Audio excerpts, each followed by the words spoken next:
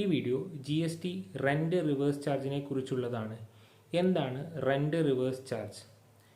Rent reverse charge എന്ന് പറയുന്നത്, നിങ്ങൾ ഒരു ബിസിനസ് നടത്തുന്ന വ്യക്തിയാണെന്നിരിക്കട്ടെ, നിങ്ങൾ ഒരു വാടക ബിൽഡിങ്ങിലാണ് പ്രവർത്തിക്കുന്നത് എന്ന് കരുതുക.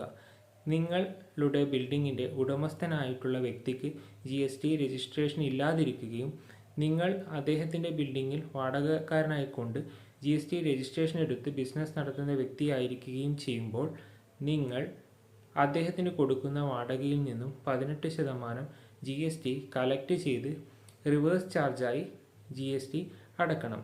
ഇങ്ങനെ അടക്കുന്ന എമൗണ്ട് നിങ്ങൾക്ക് നെക്സ്റ്റ് മന്ത് ക്രെഡിറ്റ് എടുക്കാവുന്നതാണ്. ഇത് എങ്ങനെ GST റിട്ടേൺ ഫയൽ ചെയ്യുമ്പോൾ കാണിക്കാമെന്ന് ചോദിച്ചു കഴിഞ്ഞാൽ, GSTയിൽ സെൽഫ് ഇൻവോയ്സ് ഓപ്ഷൻ എന്നൊരു ഓപ്ഷൻ ഉണ്ട്. അതായത് നമ്മൾ ഒരു ഔട്ട്വേർഡ് സപ്ലൈക്ക് പകരം ഒരു ഇൻവേർഡ് സപ്ലൈ രജിസ്ട്രേഷൻ ഇല്ലാത്ത വ്യക്തിയിൽ നിന്ന് സ്വീകരിക്കുമ്പോൾ അതിന് നമ്മൾ ഒരു എഗെയിൻസ്റ്റ് ഒരു ബില്ല് ക്രിയേറ്റ് ചെയ്യുന്ന രീതിയാണ് സെൽഫ് ഇൻവോയ്സിങ്.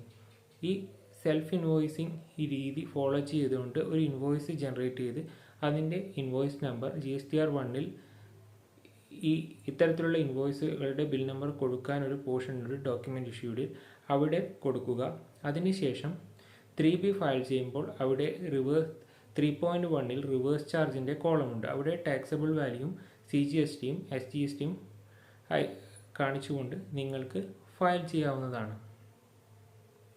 ഇത്തരത്തിലാണ് ഈ റെന്റ് റിവേഴ്സ് ചാർജ് സംബന്ധിച്ച GST റിട്ടേൺ ഫയൽ ചെയ്യേണ്ടത്.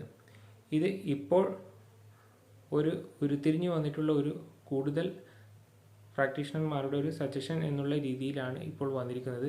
പ്രോപ്പറായിട്ടുള്ളൊരു ഗൈഡ് ലൈൻ ഇതുവരെ എല്ലാവർക്കും കിട്ടിയില്ല. പലരും പല രീതിയിലാണ് ചെയ്യുന്നത്. നിങ്ങൾക്ക് ഈ രീതി ഫോളോ ചെയ്യണമെന്ന് നിർബന്ധമൊന്നുമില്ല. കൂടുതൽ പേരും ഫോളോ ചെയ്യുന്നത് ഈ രീതിയാണെന്ന് മാത്രം. നിങ്ങൾക്ക്